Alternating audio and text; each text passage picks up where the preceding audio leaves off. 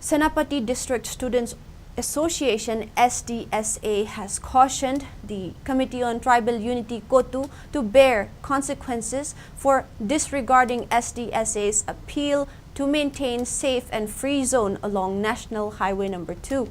According to a press release issued by SDSA, it maintained that SDSA appealed to all concerned parties on June 3rd to refrain from unnecessarily hampering vehicular movements along National Highway Number 2 and to maintain the highway as a safe zone free from any form of harassment.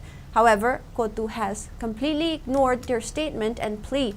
Despite the plea, Kuki miscreants have the audacity to set a truck on fire within SDSA land and jurisdiction on June 19 night near Tamuyon, Kulin.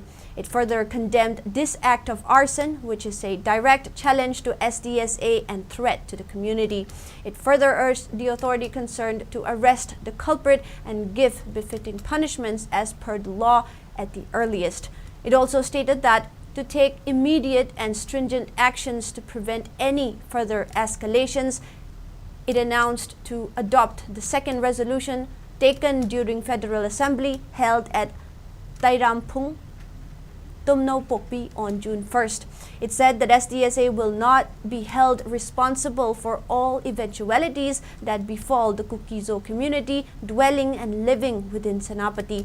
The responsibility for any adverse outcome rests solely with the KOTU and their subordinates. No goods or commodities shall be permitted to be supplied to the Kuki-Zo areas from Senapati or any other sources within SDSA's jurisdiction as a measure to respond to the unwarranted aggression and to protect the community interests. Individuals, businesses, or firms within Senapati are hereby strictly prohibited from engaging in any commercial transactions, business dealings, or trade with the Kuki-Zo community. Any person or entity found violating this order shall bear the full consequences of their actions. SDSA also maintained that they will not be held responsible for any harm, loss, or misfortune that befalls those who disregard this directive. It further clarified that the order is issued in the interest of maintaining peace, order, and the safety of all communities.